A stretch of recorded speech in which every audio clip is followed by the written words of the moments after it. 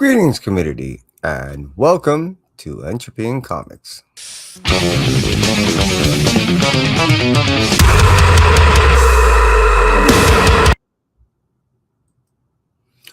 I'm your host, Kevin, and this is Kevin's most anticipated reads tomorrow for New Comic Books Day. New Comic Book Day. I'm just out of it. 8/19/2026. I appreciate each and every single one of you that cruises on through. I truly do. Unless cruises, thank you for keeping me honest. I end up reposting the correct time and doing the, yeah. And now I just posted that time to everybody at the wrong time. Dude, thank you very much. I appreciate you being here as always, supporting me, and actually, in the case of this, keeping me honest and actually getting me to do my show on time. Thank you much. Let's go ahead and start off and let's talk about our first book from Mad Cave. Mad Cave Studio is going to first and only on this night. Well, speaking of 8/19/2026, we're only going to be talking about one book coming out of Mad Cave, which is The Last Starfighter, issue number 2. If you're a fan, much like myself, you're going to love this nostalgic tale of the continuation of the original movie storyline. This is so awesome. I really hope they end up doing this movie because this is the continuation I always wanted to know, the after story that I was kind of yearning for. Not necessarily saying that I needed a movie per se, but having a comic book continue is kind of cool. Just saying. Hey, Jag, how you do? Hope all is well with you. And hey, Agu, what's new? Yeah, I'm spitting and just mumbling all over the place. I'm going to get it right. I swear. So, so yeah, I'm really digging a continuation story of The Last Starfighter, and two, the fact that it's going to be this awesome miniseries that is only setting up, which I ended up finding out, for another miniseries after. I'm just saying, this miniseries gives us a tale after the original storyline, and then the next one kind of gives us, from my understanding, like a whole next generation thing. I don't know. I can't wait. We'll see. Mad Cave giving us yet another awesome nostalgic storyline. The Last Starfighter, issue number 2, coming out on 8/19/2026. Let's move on from that and let's talk about some books from Marvel Studios.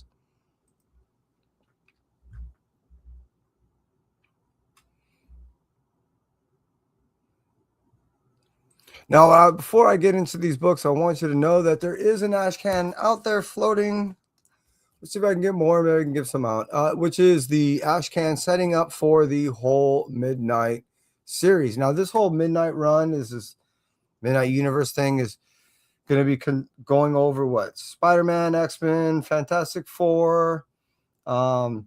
I did see other things that will cross over into one-shots, but this is the beginning of all that, touching on all that. So look for that ash can in your LCS. Now, let's first talk about the first book this evening from Marvel, which is, I thought I got a book. I didn't get the book. All right, so I don't have it with me.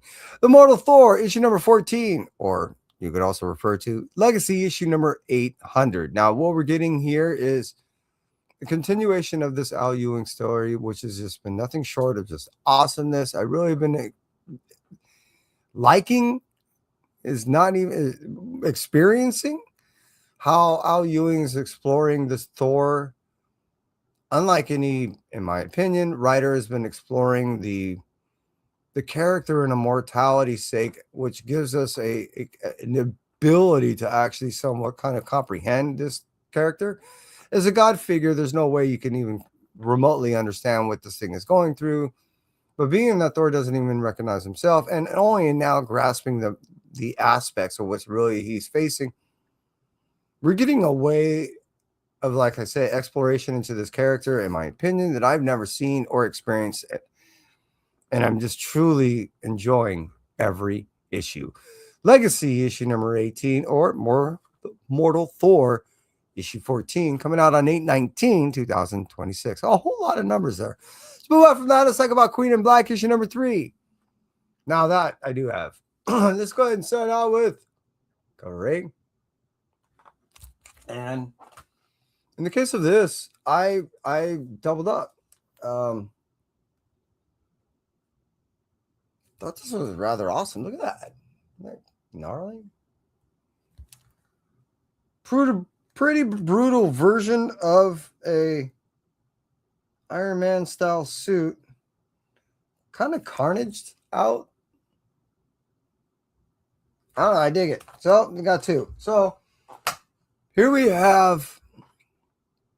Wow, this tale is getting thick. That's the way I could say is now we're having a true battle between the light and dark, and both of them are dark, even though one's utilizing light. Hela and Null are going at it, and we're also starting to see a lot of individuals that are getting wrapped into this. We got Thor wrapping into this with Fantastic Four. My point being also Venom is going to have to make the decision of what he's going to have to do. It's nothing short of what I was hoping for in the case of this, and what I'm liking is how this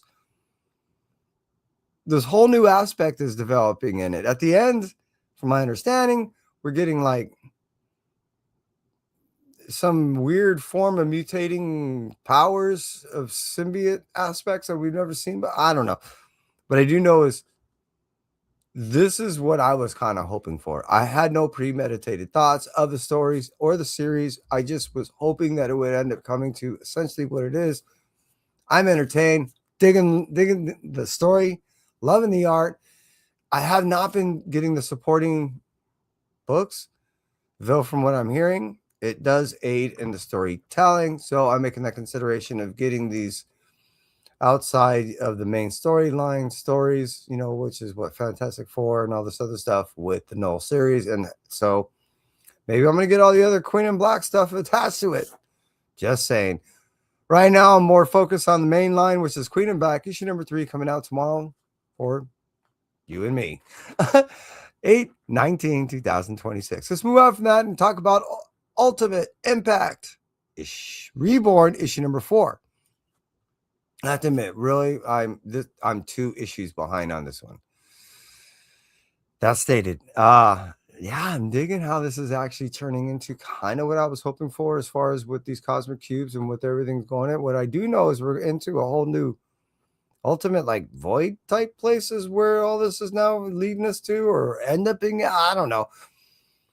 I do know what I was looking forward to is starting to culminate, I guess is the word, is what we're seeing is the box with all these powers is basically going to let loose, and we know what's going to happen, and we're going to have all new characters. I'm curious next year what these characters are going to do in the future of the Marvel storyline, along with Miles and how it develops with this new series of storyline of Miles Morales Spider-Man that's now going on. At some point, they have to intertwine. Just like the G.I. Joe and all that stuff, it's inevitable. That's how all this stuff kind of came to be anyways. Just saying, it started with all that series of anyways. Ultimate Impact Reborn issue number 4, even though I'm a little behind, I do see where it's leading. I can't wait to get into it because it's all dealing with this Cosmic Cube stuff. I'm looking forward to the new powers, new characters, and how this develops in the future. Let's move out from Marvel and let's cruise over into, hey, how you doing, Lyle? Hope all is well with you, buddy. Seriously. And let's talk over at the Image side.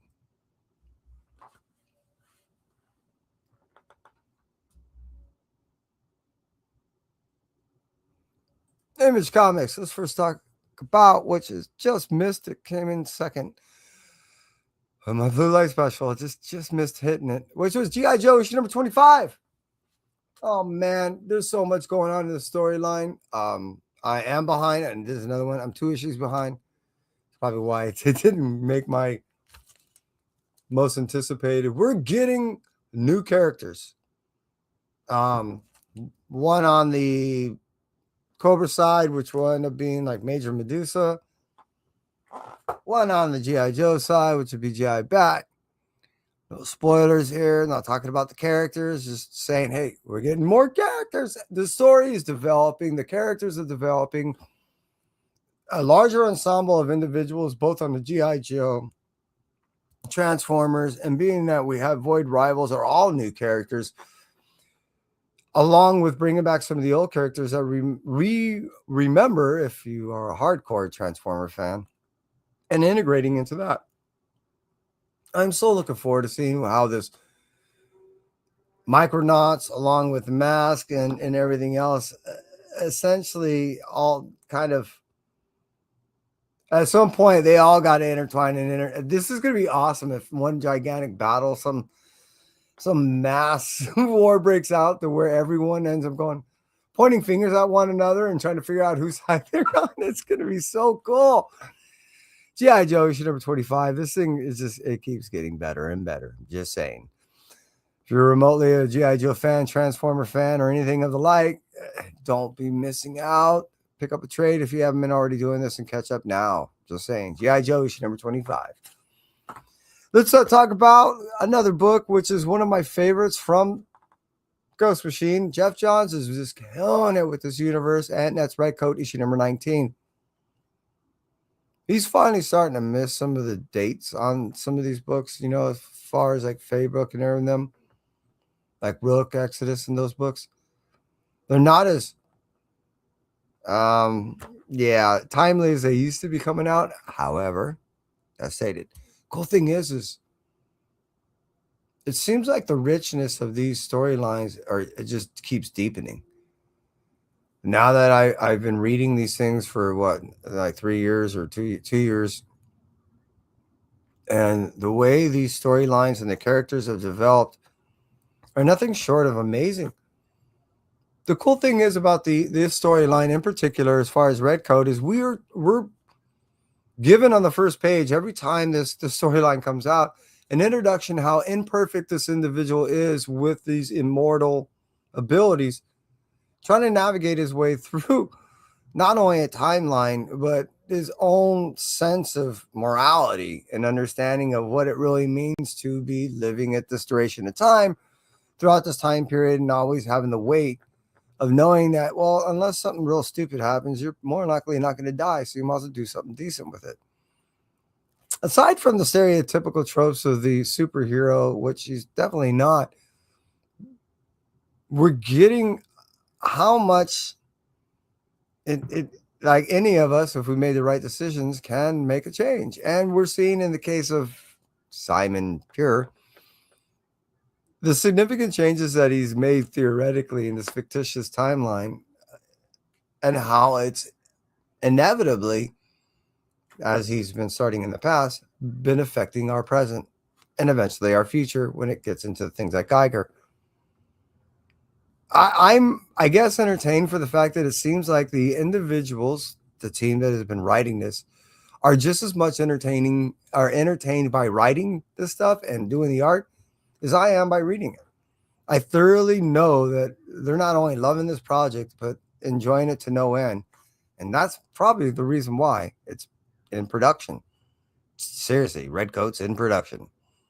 Red Coat, issue number 19, coming out on 8/19/2026. So move on for that. Let's talk about the Lucky Devils, issue number 9. This is the finale. Yeah, this has been such an interesting aspect of duality when it comes from good purposely being not only forced upon individuals to be done, meaning, you know, doing the right thing for the right reasons, morality, but they're being done and forced upon by these little demons that no longer want to be observed as the low-level demons that they are, thinking that they're going to never be in this form of a hierarchy at the higher levels, decide to go ahead and just take it all down by helping individuals when they're supposed to actually being, I guess, poisoning their minds and turning them into little demons themselves. It's been really interesting to see how this storyline has been developed. I really dig Soul's work. I am such a fan of his stuff. I really liked what he did with Carnage. And the fact that he took something like what he did with 8 Billion Genies and just twisted it in a different form with these two devils. Yeah. The Lucky Devils is an interesting duality of morality presented by both heaven and hell, and predominantly by hell doing heavenly work. Loving the story. I'm looking forward to the ending. Should be interesting. Let's move on from the Lucky Devils finale, which should be nothing short of awesomeness, and let's talk about this week's Blue Light Special.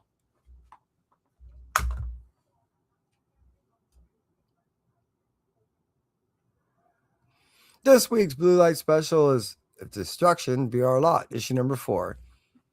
We're actually entering into a new story arc into this issue number 4, the first 3 issues being a story arc all its own. And for a post-apocalyptic tale of non-human individuals, we get some very human feelings going on. There are times of great loneliness when people are surrounded, or robots are surrounded one another, and there are times when just complete utter lostness when people have robots have a complete directive to follow. It sounds like most of us in our lives. If destruction be our lot is such an interesting, I know I keep utilizing that word. It's such an